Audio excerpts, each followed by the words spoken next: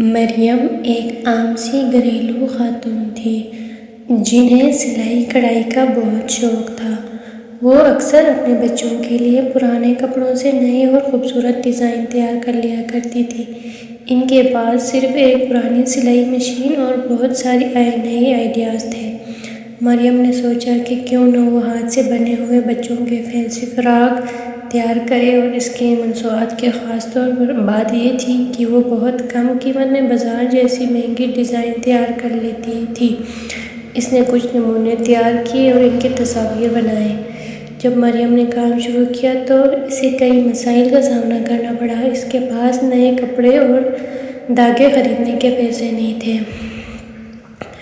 اسے سمجھ نہیں آ رہا تھا کہ وہ گھر بیٹھے یہ سامان کیسے بیچے، کیونکہ وہ باہر جا کر مارکیٹنگ نہیں کر سکتی تھی۔ کچھ قریبی لوگوں کا کہنا تھا، آج کل ریڈی میڈ کا دور ہے، تمہارے ہاتھ کے سلے ہوئے کپڑے کون لے گا؟ مریم نے ہمت نہیں ہاری۔ اس نے اپنے مسائل کا حل یوں نکالا۔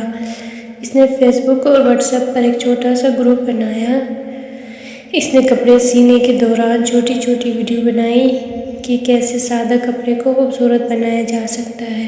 اس نے پہلا آرڈر اپنی ایک سہیلی کو بہت کم قیمت میں دیا، جس نے وہ کپڑے پہنے تو دوسرے لوگ بھی مریم کے ہنر کے دیوانے ہو گئے۔ آہستہ آہستہ مریم کو آن لائن آرڈرز ملنا شروع ہو گئے۔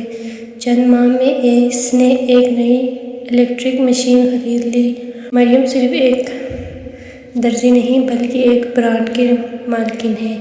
اس کی کہانی ہمیں سکھاتی ہے کہ مسائل ہر کام میں آتی ہیں، لیکن اگر آپ کے پروڈکٹ میں جان ہو اور اسے صحیح طریقے سے پیش کرنا جانتے ہو تو کامیابی قدم چوم لیتی ہے۔